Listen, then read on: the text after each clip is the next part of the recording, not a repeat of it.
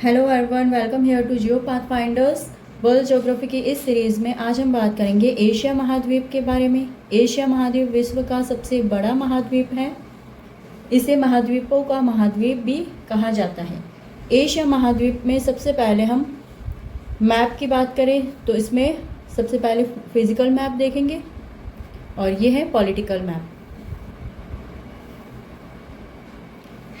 इसे हम कुछ पार्ट्स में डिवाइड कर लेंगे और देन आफ्टर हम इसका इजीली अध्ययन करेंगे। ये एशिया महाद्वीप का पॉलिटिकल मैप है। इसको मैंने अपने हाथों से बनाया है और उसको कुछ पार्ट्स में डिवाइड कर लिया ऐसे।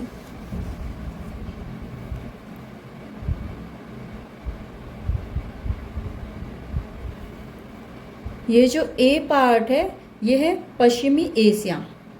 जो बी पार्ट है वो है दक्षिणी एशिया, जिसे सार्क कंट्रीज कहा जाता है। ये है सी दक्षिण पूर्वी एशिया, जो कि आसियान संगठन कंट्रीज है। और ये है डी मध्य एशिया। ये ई पार्ट है पूर्वी एशिया। सबसे पहले हम बात करेंगे पश्चिमी एशिया के बारे में। पश्चिमी एशिया तुर्की से लेकर अफगानिस्तान तक है। ये है तुर्की और ये है अफगानिस्तान। ये वाला जो पार्ट है वो है पश्चिमी एशिया। पश्चिमी एशिया में मुख्यतः खनिज और पेट्रोलियम जैसे संसाधन मिलते हैं।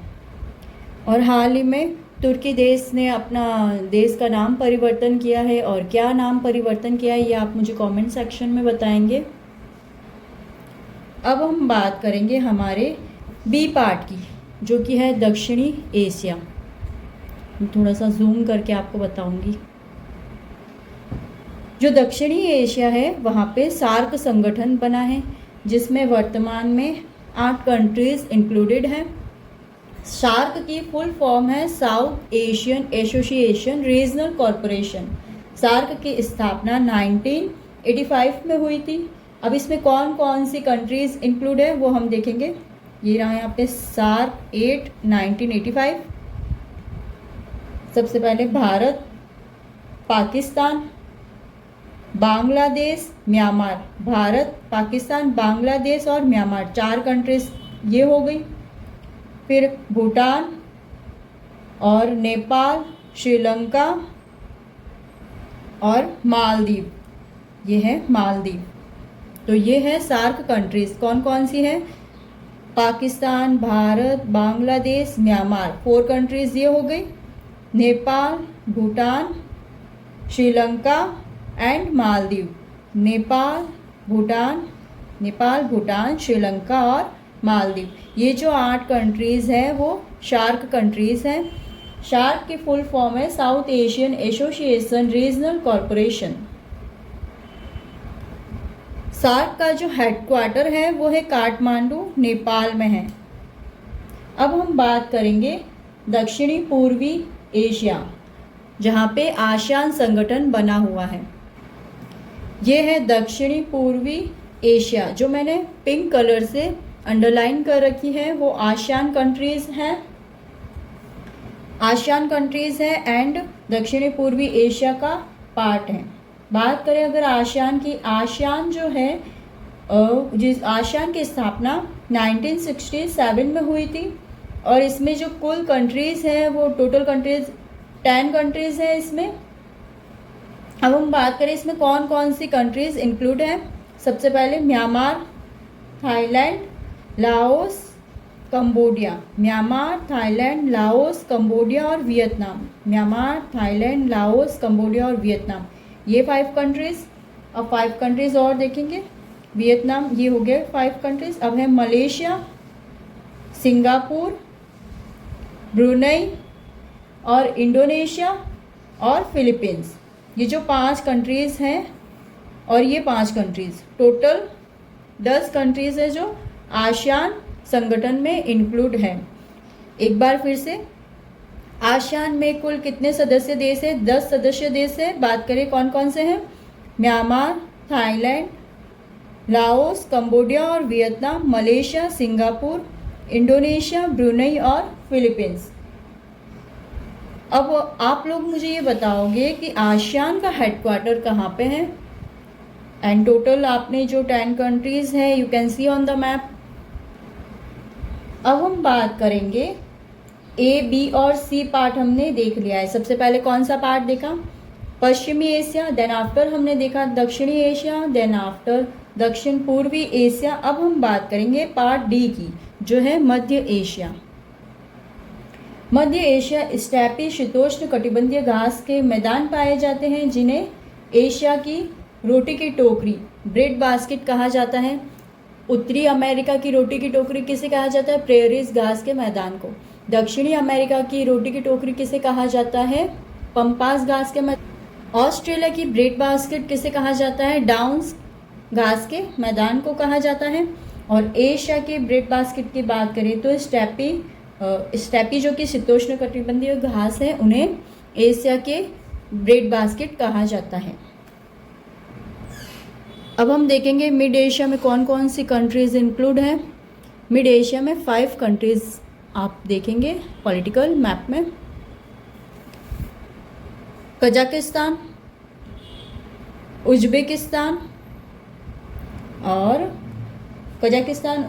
उज्बेकिस्तान तुर्कमेनिस्तान, ताजिकिस्तान और किर्गिस्तान। ये जो मैंने पर्पल कलर से अंडरलाइन कर रखे हैं, ये मिड एशियन कंट्रीज़ है। कजाकिस्तान, उज्बेकिस्तान, किर्गिस्तान, ताजिकिस्तान और तुर्कमेनिस्तान, ये मध्य एशिया के देश हैं।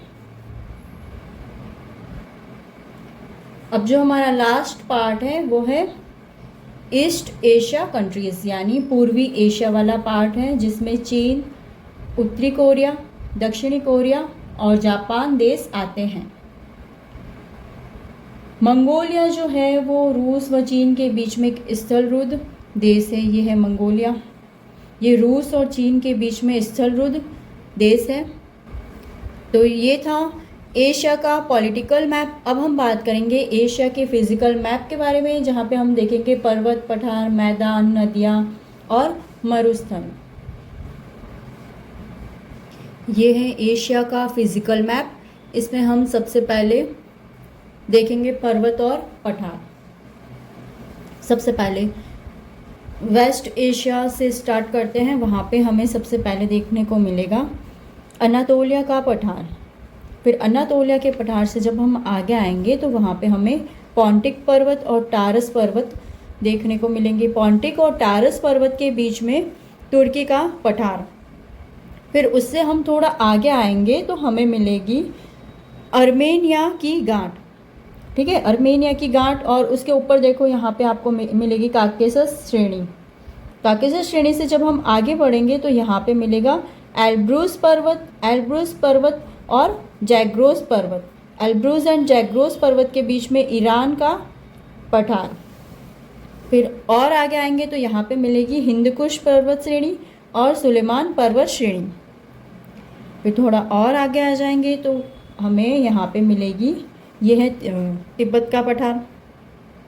तिब्बत के पठार के यहाँ पे हमें काराकोरम पर्वत श्रेणी और उसके नीचे यहाँ पे कैलाश पर्वत श्रेणी और ये हिमालय पर्वत श्रेणी है। यह है अरावली पर्वत। फिर उससे आगे जाएंगे तो ये है अल्तुलशान।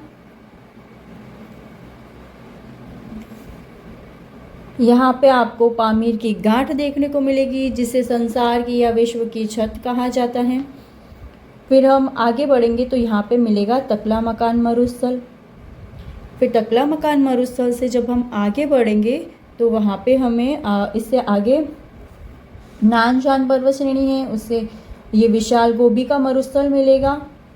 और उत्तर की ओर जब जाएंगे शान पर्वत श्रेणी है और यहाँ पे कुछ और पर्वत श्रेणियाँ आपको देखने को मिलेगी। इसके अलावा आपको साइबेरिया का पठार देखने को मिलेगा।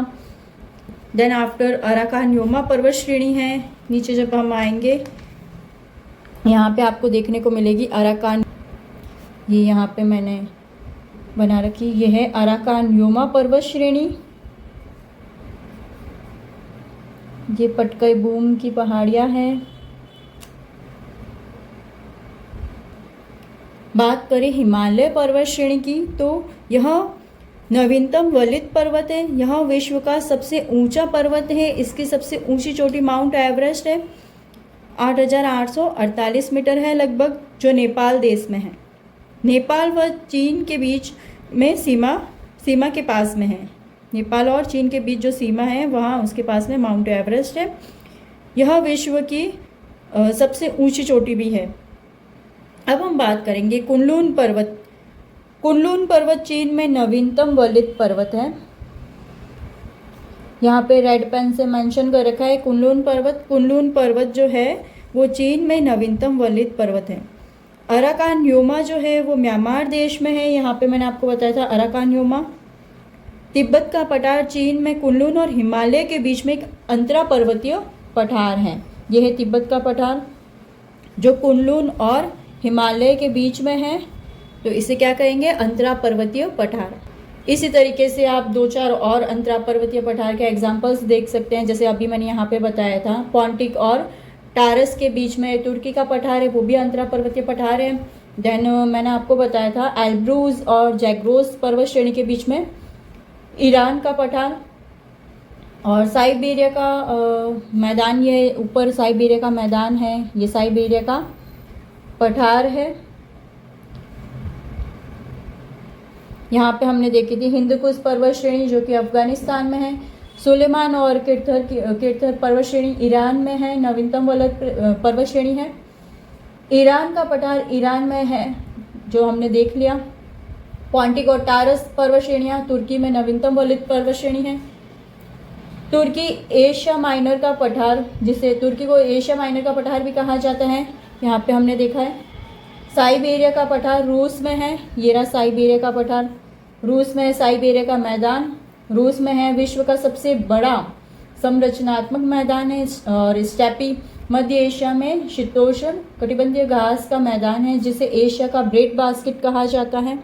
एशिया के ब्रेड बास्केट के साथ हमने दूसरे महाद्वीप में भी ब्रेड बास्केट किसे कहा जाता है वो सारा हमने देखा है। इसके बाद अगर बात करूँ तकला मकान मरुस्थल की चीन में, अब हम बात करें तकला मकान मरुस्थल की जो कि चीन में है, शीतोष्ण मरुस्थल है। यहाँ पे हमने देखा ये है तकला मकान मरुस्थल जो कि चीन में और शीतोष्ण मरुस्थल है। गोबी का मरुस्थल, ये रहा विशाल गोबी का मरुस्थल, यह भी शीतोष्ण मरुस्थल है जो कि मंगोलिया और चीन देश में फैला हुआ है। इसके अलावा हमें यहाँ पे सऊदी अरब में मरुस्थल की बात करें, सऊदी अरब में अल नफ्द मरुस्थल और रब्बल खाली मरुस्थल देखने को मिलेंगे। और ईरान में 10 से कवी 10 से लूट मरुस्थल देखने को मिलेंगे। नागेव मरुस्थल इजराइल में है। थार का विशाल मरुस्थल जो कि भारत और पाकिस्तान में फैला हुआ है। और मैंने मरुस्थल पर्टिकुलर मरुस्थल के लिए एक शॉर्ट बना के अपलोड किया है। अब हम देखेंगे एशिया महाद्वीप की नदियाँ और झीलें। इसके अलावा आपको छोटी छोटी पर्वत श्रेणियाँ और देखने को मिल जाएगी एशिया महाद्वीप में, जैसे शान पर्वत श्रेणी है, मंचूरिया का मैदान है, व्रत खिंगन पर्वत श्रेणी है। ये यहाँ पे इस तरफ आपको पूर्व में ये जो है वृहद खिंगन पर्वत श्रेणी है और बर्कोयांस पर्वत श्रेणी है। इसके अलावा यहाँ पे ये साइबेरिया का पठार, साइबेरिया का मैदान, ये सारा हमने देख लिया था। अब हम बात करेंगे एशिया महाद्वीप की नदियाँ और झीलों के बारे में। उससे पहले मैं आपको बता दूँ कि ये सारी जो चीज़ें हैं वो आपको एक बार खुद को मैप बना के बिना देखे लोकेट करनी है, ताकि ये सारी चीज़ें आपके माइंड में रहे। सिर्फ एक बार पढ़ के छोड़ देने से चीज़ें याद नहीं होगी। मैंने भी इसी तरीके से मैप बनाया ताकि ये सीक्वेंस में ये चीज़ें याद रहे हमें। ये रहा पॉन्टिक पर्वत, ये टारस का पर्वत, इसी के बीच में तुर्की का पठार है जिसे एशिया माइनर का पठार कहा जाता है। ये आर्मेनिया की घाट है।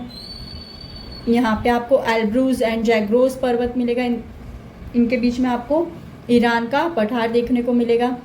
देन आफ्टर जब हम आगे बढ़ेंगे तो यहाँ पे ये स्टेपीज घास के मैदान हैं जिन्हें एशिया की ब्रेड बास्केट कहा जाता है। ये हिंदकुश पर्वत है, ये किरथर सुलेमान की पर्वत श्रेणियाँ हैं।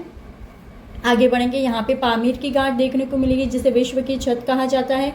यह तिब्बत का पठार, कुनलुन और हिमालय पर्वत श्रेणी के बीच में कौन सा पठार है? तिब्बत का पठार। यह है अराकान योमा पर्वत श्रेणी जो कि म्यांमार में स्थित है। इससे नीचे आएंगे पेंगू योमा पर्वत श्रेणी है। और उत्तर की तरफ जाएंगे, यहाँ पे है तकला मकान मरुस्थल, यह है तारिम बेसिन और ये है जुगारियन बेसिन। जुगारियन बेसिन के ऊपर में आपको अल्ताई पर्वत श्रेणी देखने को मिलेगी और दक्षिण में तेनसांग पर्वत श्रेणी। यह है गोबी का मरुस्थल जो कि चीन और मंगोलिया के बीच में फैला हुआ है, और यह है साइबेरिया का पठार, यह है साइबेरिया का मैदान। तो ये थे एशिया के प्रमुख पर्वत पठार और कुछ मरुस्थल। अब हम आगे बढ़ रहे हैं और आई होप कि ये सारी चीज़ें आपके माइंड में बैठ गई होगी और आपने जो भी पढ़ रखा है और आप इस वीडियो को देख रहे हैं तो आपका रिवीजन हो जाएगा। देन मैंने मैप में दिखाने के बाद शॉर्ट नोट्स के थ्रू आपका रिवीजन भी करवा दिया ताकि ये सारी चीज़ें आपको दोबारा पढ़ने की ज़रूरत ही ना पड़े और ये सारी चीज़ें आपके माइंड में सेट हो जाएगी अगर एक बार इस तरीके से आप भी मैप बना लेंगे। तो चलिए बात करते हैं एशिया महाद्वीप के नदियों और झीलों के बारे में। यदि आप ये वर्ल्ड ज्योग्राफी की सीरीज़ देख रहे हैं तो आप एटलस या कोई भी मैप पास में लेके ज़रूर बैठना, और जिस तरीके से मैंने ये सारी चीज़ें लोकेट कर रखी है मैंने भी इसी तरीके से वीडियोस देख के ये सारी चीज़ें मार्क करी थी। तो आप भी एटलस साथ में लेके बैठे और जो जो चीज़ें देखते जा रहे हैं उनको मार्क करते जाएं। अब हम सबसे पहले देखेंगे यांगटीसी-कियांग नदी। तो यहाँ पे ये रही यांगटीसी-कियांग नदी। यांगटीसी-कियांग नदी का उद्गम चीन में कुनलुन पर्वत, यह है कुनलुन पर्वत श्रेणी। कुनलुन पर्वत श्रेणी से यांगटीसी-कियांग नदी का उद्गम होता है। कुनलुन पर्वत से निकलकर जेचुआन बेसिन से बहते हुए पूर्वी चीन सागर में गिरती है। ये है कुनलुन पर्वत श्रेणी से निकलकर जेचुआन श्रेणी में बहते हुए यहाँ ये सीधे कहाँ जाएगी, पूर्वी चीन सागर में। ये है पूर्वी चीन सागर। पूर्वी चीन सागर के उत्तर में आपको पीला सागर देखने को मिलेगा और दक्षिण में आपको दक्षिणी चीन सागर देखने को मिलेगा।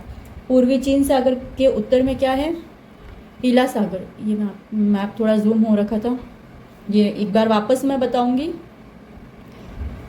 यांगटीसी-कियांग नदी जो है वो कुनलुन पर्वत श्रेणी से निकलती है, जेचुआन बेसिन से बहते हुए पूर्वी चीन सागर में गिरती है। पूर्वी चीन सागर के उत्तर में पीला सागर है और पूर्वी चीन सागर के दक्षिण में दक्षिणी चीन सागर है।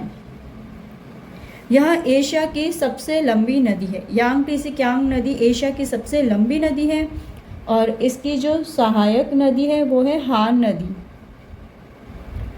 यांगटीसी के तट पर वुहान शहर व मुहाने पर संगाई शहर बसे हुए हैं। ये मैं आपको एक पॉलिटिकल मैप में भी एक बार आपको ये यांगटीसी-कियांग नदी बताऊंगी।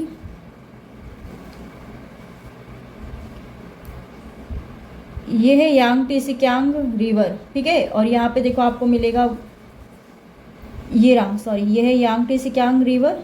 यहाँ पे आपको वुहान शहर देखने को मिलेगा जो कि यांगटीसी-कियांग नदी के किनारे पर है और इसके जो मुहाने पर है वहाँ पे आपको मिलेगा संगाई शहर। ये आप भी पॉलिटिकल मैप में इसी तरीके से लोकेट करते रहना साथ साथ में ताकि आपको ये माइंड में याद रहे। अब हम बात करेंगे हांगहो रिवर की। ये रही, ये भी चीन में ही बहती है। ये रही, इसका उद्गम लाओस के पठार से होता है और लाओस के पठार से बहते हुए ये पीला सागर में गिर जाती है। ये रहा पीला सागर। इस नदी में हर वर्ष बाढ़ आने से भारी जन धन की हानि होती है, इसीलिए हांगहो नदी को चीन का शोक कहा जाता है। जिस तरीके से कोशी नदी को बिहार का शोक कहा जाता है उसी तरीके से हांगहो नदी को चीन का शोक कहा जाता है। अब हम बात करेंगे आमूर नदी जो चीन और रूस की प्राकृतिक सीमा बनाती है और ओखोटस्क सागर में गिर जाती है। तो ये रही, मैप में देखिए ये है आमूर रिवर जो कि चीन और रूस की प्राकृतिक सीमा बनाते हुए ओखोटस्क सागर में गिर जाती है। ये है ओखोटस्क सागर और यहाँ पे है बेरिंग सागर। ये ओखोटस्क सागर है जहाँ पे आमूर नदी रूस और चीन की सीमा बनाते हुए ओखोटस्क सागर में गिर जाती है। कुछ और नदियाँ हैं जैसे ओबियनेसी और लीना। देखो मैप में आपको 3 रिवर्स दिखेगी। ये है ओब रिवर और ये है येनेसी रिवर, ये है लीना रिवर। ओब, येनेसी और लेना, ये तीनों नदियाँ रूस के साइबेरिया क्षेत्र के उत्तर की ओर बहते हुए आर्कटिक महासागर में गिरती है। ये आर्कटिक महासागर है। ये तीनों नदियाँ साइबेरिया क्षेत्र में बहते हुए कहाँ जा रही है? आर्कटिक महासागर में। शीत ऋतु के समय नदियों का मुहाना जो होता है, मुहाना मीन्स निचला जो भाग होता है, वो बर्फ से जम जाता है, इसलिए इनका ऊपरी पार्ट दलदली हो जाता है। अब हम बात करेंगे सरदरिया और अमुदरिया रिवर्स। ये जो नदियाँ हैं सरदरिया और अमुदरिया रिवर्स, ये अरल सागर में गिरती हैं। ये आप मैप में देख सकते हैं, ये रहा अरल सागर और ये है अमुदरिया और ये है सरदरिया। ये दोनों रिवर्स कहाँ जा रही है? अरल सागर में जा रही है और इनके किनारे पे नकोस शहर है। ठीक है, अरल सागर की देखो मैप में अरल सागर की बदलती हुई तस्वीर भी बताई गई है। ये अरल सागर पहले ऐसा था। 1989 में अरल सागर की पिक्चर ऐसी थी। 2003 में ये 2003 की पिक्चर है और ये 2009 की पिक्चर है। इट मीन्स अरल सागर सिकुड़ रहा है। अब हम चलेंगे तुर्की के पठार की तरफ। यहाँ पे आपको दो रिवर्स, दजला और फरात रिवर। दजला को टिग्रिस रिवर और फरात को यूफ्रेट्स रिवर कहा जाता है।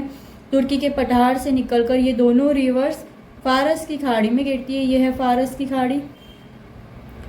दजला और फरात रिवर तुर्की के पठार से निकलकर फारस की खाड़ी में गिरती है और फरात नदी पर केबान बांध बना हुआ है जो पश्चिमी एशिया की सबसे बड़ी रिवर है। दजला नदी पर मौसूल बांध बना हुआ है। इन नदियों के क्षेत्र में प्राचीन मेसोपोटामिया की सभ्यता का विकास हुआ और मेसोपोटामिया को वर्तमान में इराक देश के रूप में जाना जाता है। अब हम वापस आएंगे पूर्व की तरफ, म्यांमार इस तरफ आएंगे। रेड पेन से मार्क की हुई एक रिवर आपको दिख रही है यहाँ पे, ये है इरावती रिवर। इरावती रिवर को म्यांमार की जीवन रेखा कहा जाता है और इस नदी के तट पर मांडले शहर बसा हुआ है और यहाँ पे ये जो है ये इरावती का मुहाना है। इसी इरावती के पास में आपको एक और रेड पेन से मार्क की हुई रिवर आपको दिख रही होगी, ये है Salvin river. Salvin river Myanmar और थाईलैंड की सीमा बनाते हुए मर्तबान की खाड़ी में गिरती है।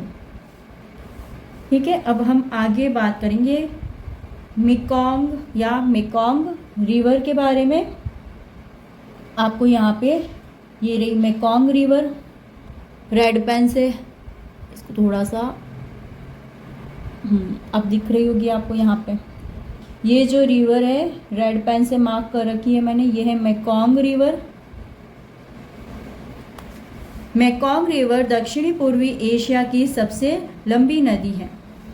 इस नदी के तट पर लाओस शहर व फोमफेना कंबोडिया देश, ये जो फोमफेना शहर है वो है, ये नाम पेना शहर है जो मेकोंग रिवर के किनारे पर है और कंबोडिया में फोमफेना देश है, सॉरी फोमफेना शहर है जो भी मेकोंग रिवर के किनारे पर है। अंत में दक्षिणी चीन सागर में गिर जाती है। यह है दक्षिणी चीन सागर। मेकोंग रिवर दक्षिण पूर्वी एशिया की सबसे लंबी रिवर है। इस नदी के तट पर लाओस शहर और फोमफेना शहर नगर बसे हुए हैं और एंड में ये कहाँ जाती है? दक्षिणी चीन सागर में। अब हम बात करेंगे रेड रिवर की। यहाँ से देखो एक रेड रिवर निकल रही है जो वियतनाम से बहते हुए दक्षिणी चीन सागर में गिर जाती है और इस नदी के किनारे हनोई शहर बसा हुआ है। हनोई शहर वियतनाम देश में है। अब हम देखेंगे कुछ प्रमुख एशिया की कुछ प्रमुख झीलें। एशिया की प्रमुख झीलों में सबसे पहले हम बात करेंगे वॉन झील की, जिसे लेक वॉन झील कहा जाता है। कहाँ पे है? तुर्की के पठार पर स्थित है जो कि विश्व की सर्वाधिक लवणता वाली झील है। 330 पीपीटी इसकी लवणता है। उसके बाद बात करेंगे डेड सी, जिसे मृत सागर कहा जाता है। यहाँ पे है मृत सागर। जॉर्डन और इजराइल के बीच में दूसरा सर्वाधिक लवणता वाला सागर है मृत सागर। 238 के लगभग इसकी 238 PPTA के लगभग इसकी लवणता है। मैप में एक रेड पेन से मैंने मार्क कर रखी है टोनले सॉप। कंबोडिया देश में ज्वालामुखी से निर्मित दक्षिण पूर्व एशिया की सबसे बड़ी मीठे पानी की झील है। और एक है बैकॉल झील जो कि रूस में है और सबसे गहरी झील है बैकॉल। ये यहाँ पे है बैकॉल झील जो सबसे गहरी झील है, विश्व की सबसे गहरी झील है बैकॉल झील। इसके अलावा कुछ और झीलें, पर्वत पठार आप फिजिकल मैप में देख सकते हैं, जैसे शान का पठार म्यांमार में है। और इसके अलावा कोरात का पठार है, थाईलैंड में मिलेगा आपको कोरात का पठार। यूनान का पठार, लाओस का पठार, यूनान और लाओस का पठार चीन में है। इसके अलावा गाज़ा पट्टी, इज़राइल और फिलिस्तीन में आपको गाज़ा पट्टी देखने को मिलेगी।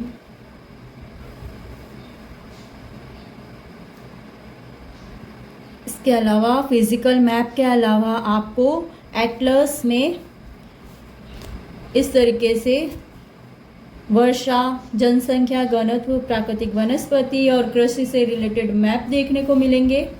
और साथ ही हर एक कंट्री का इंडिविजुअल मैप भी आपको देखने को मिलेगा, जिसमें यहाँ पे देखो ये जो मैप, ये बांग्लादेश, श्रीलंका, नेपाल और ये भूटान है। यहाँ पे आपको इंडिविजुअल मैप दे रखे हैं एटलस में, जहाँ आप अच्छे से पर्वत, पठार, नदियाँ और इनकी प्राकृतिक चीज़ों को देख सकते हैं। ये देखो नेपाल में है महाभारत श्रेणी, ये है शिवालिक पर्वत श्रेणी। नेपाल में है काठमांडू जो कि शार्क का हेडक्वार्टर है। और ये है छोटा सा प्यारा सा भूटान। ये है बांग्लादेश और ये है श्रीलंका।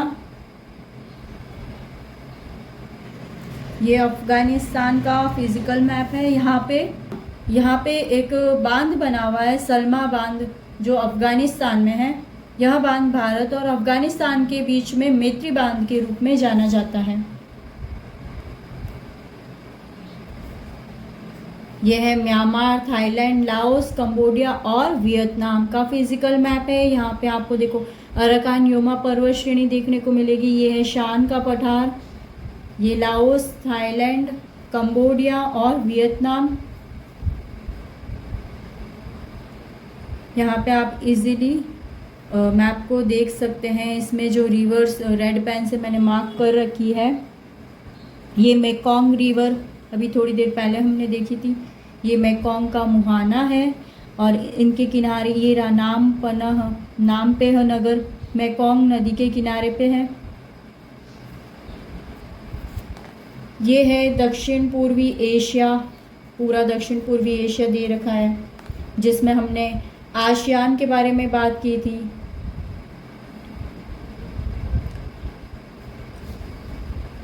ये है यहाँ पे देखो सिंगापुर और मलेशिया के बीच में एक जल संधि है, जिसे जोहोर जल संधि कहा जाता है, जो सिंगापुर और मलेशिया के बीच में है। इसके अलावा यहाँ पे देखो आपको सुंडा जल संधि देखने को मिलेगी, जो कि जावा और सुमात्रा के बीच में है।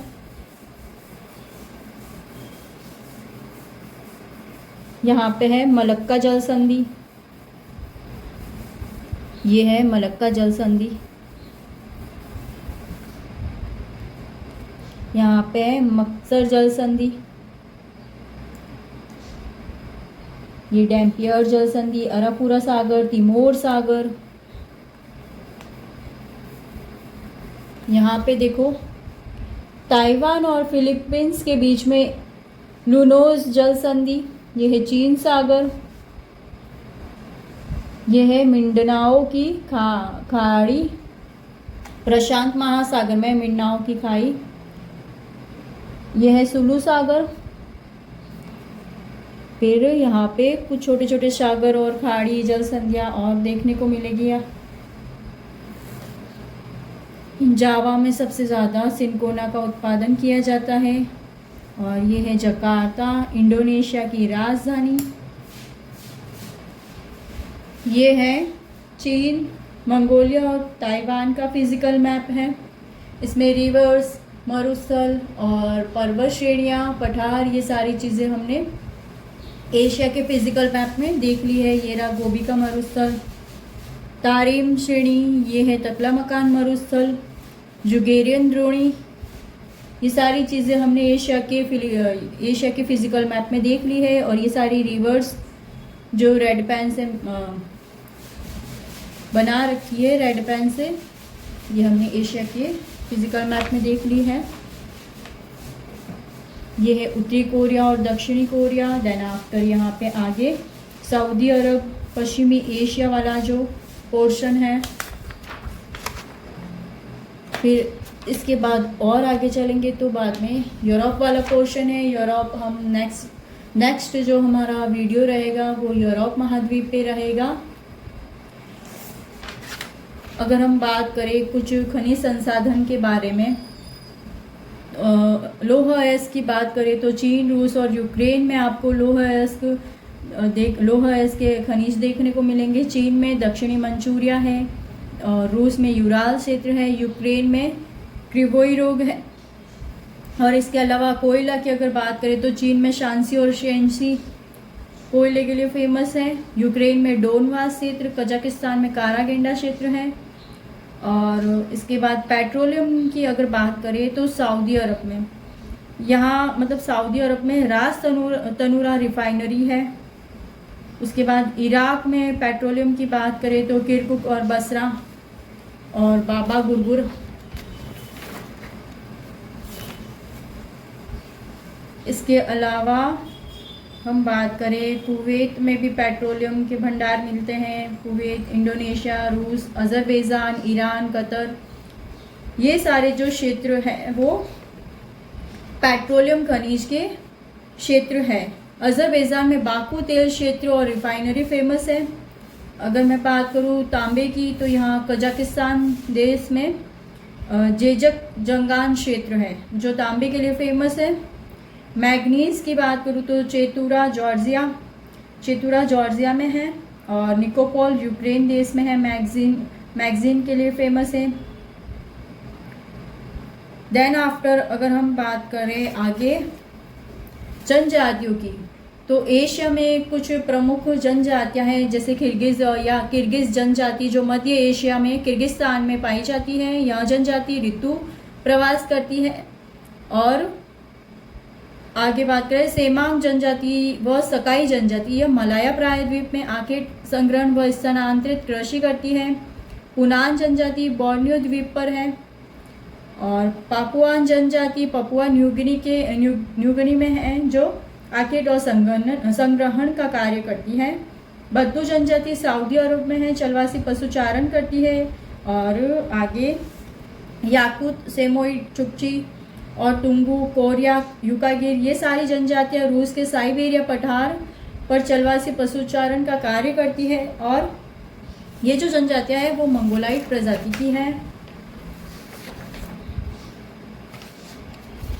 इसके बाद में जनजातियों के लिए पूरे विश्व की जो जनजातियां हैं उनके लिए एक शॉर्ट वीडियो बनाऊंगी जिसमें आपको पूरे विश्व की जनजातियों के बारे में बताऊंगी, कौन सी कंट्री में कौन सी जनजाति पाई जाती है। तो ये था हमारा एशिया महाद्वीप। और एशिया महाद्वीप में कुछ प्रमुख जो है औद्योगिक शहर हैं जिनके मैंने शॉर्ट नोट्स बना रखे हैं, वो मैं आपको बताती हूँ। यह है एशिया के कुछ प्रमुख औद्योगिक प्रदेश, जिसमें ये जापान औद्योगिक प्रदेश है। और जापान औद्योगिक प्रदेश का ये मैंने मैप बना रखा है। जापान औद्योगिक प्रदेश में क्वांटो, नगोया और ये यहाँ पे ABCD क्वांटो। इसके बाद में यहाँ पे देखो नगोया औद्योगिक प्रदेश है, किंकी औद्योगिक प्रदेश, किटाक्यूशा औद्योगिक प्रदेश, ये सारे जापान के औद्योगिक प्रदेश हैं। फिर उसके बाद चीन के औद्योगिक प्रदेश हैं, दक्षिणी मंचूरिया औद्योगिक प्रदेश, यांगटीसी औद्योगिक प्रदेश जिसमें संगई और वुहान है। और यांगटीसी रिवर जब हमने देखी थी तो वहाँ पे ये दो नदी के किनारे वुहान और संगाई नगर देखे थे। कैंटन औद्योगिक प्रदेश है जो कि सिल्क और रेशम उद्योगों का विकास होता है।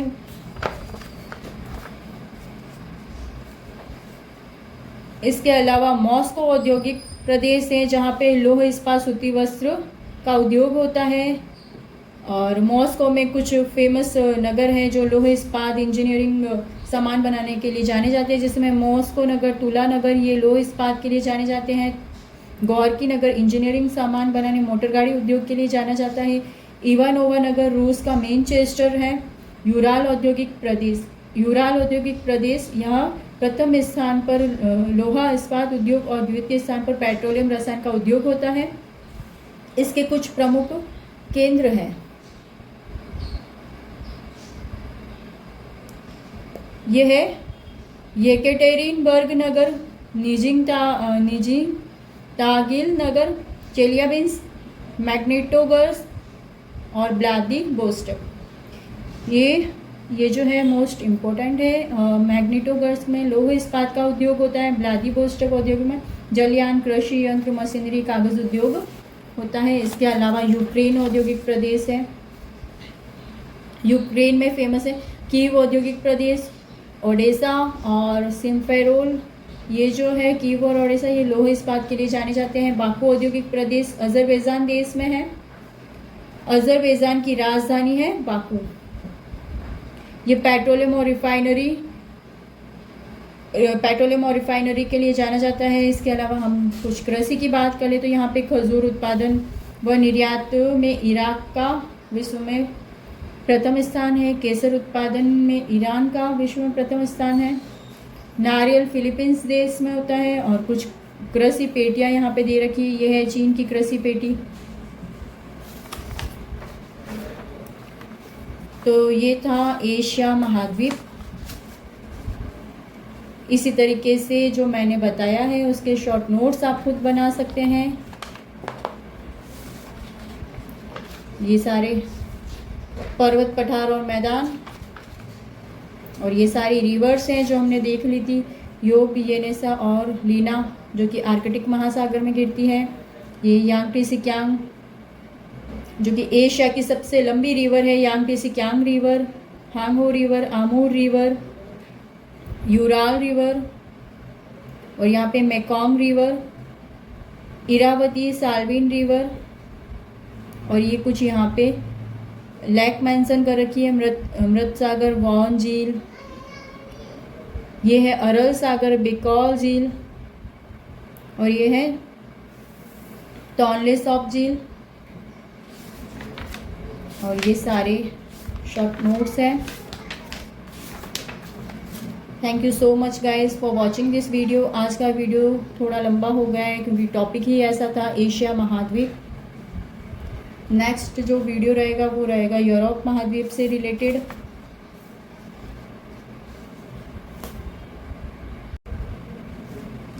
सो गाइज आज हम बात कर रहे थे एशिया महाद्वीप के बारे में। एशिया महाद्वीप के हमने पॉलिटिकल मैप देखा, फिजिकल मैप देखा, एंड में मैं आपको कुछ सागर हैं जो बताना चाहती हूँ एशिया महाद्वीप के आसपास हैं। नॉर्थ में अगर हम बात करें तो आर्कटिक महासागर है, पूर्व में बात करें तो प्रशांत महासागर है, और दक्षिण में हिंद महासागर है। इसी के साथ यहाँ पे कुछ छोटे छोटे सागर भी पाए जाते हैं, उनकी भी हम बात कर लेते हैं। तो यहाँ देखो कॉर्नर में इस कॉर्नर में आपको बेरिंग सागर देखने को मिलेगा। ये है ओखोटस्क सागर। ओखोटस्क सागर से जब हम नीचे की तरफ आएंगे तो यहाँ पे है जापान सागर, जिसे पूर्व सागर भी कहा जाता है।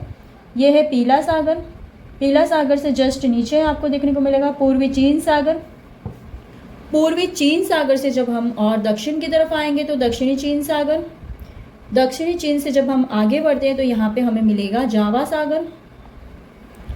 जावा सागर से यहाँ पे आपको एक जल संधि देखने को मिलेगी, सुंडा जल संधि। जो सुंडा जल संधि से आगे बढ़ेंगे हिंद महासागर में घूमते हुए तो यहाँ पे हमें मिलेगी बंगाल की खाड़ी। बंगाल की खाड़ी से ये है यहाँ पे मन्नार की खाड़ी। मन्नार की खाड़ी से आगे बढ़ेंगे तो ये है लक्षद्वीप सागर। लक्षद्वीप सागर से ऊपर की ओर जाएंगे तो ये है अरब सागर। अरब सागर के ऊपर छोटी सी कच्छ की खाड़ी दिखेगी आपको। फिर ओमान की खाड़ी है। ओमान की खाड़ी से होते हुए हम जाएंगे फारस की खाड़ी में, और यहाँ पे आपको देखो अदन की खाड़ी देखने को मिलेगी, ये है बाब अल मंडाव। और आगे आपको देखने को मिलेगा लाल सागर। लाल सागर के बाद जब हम ऊपर की तरफ जाएंगे तो आपको वहाँ मिलेगी स्वेज नहर और स्वेज की खाड़ी देखने को मिलेगी। फिर ऊपर है भूमध्य सागर। सो गाइस, ये था आज का हमारा एशिया महाद्वीप का physical map and political map, और ढेर सारी जानकारियाँ हमने देखी है।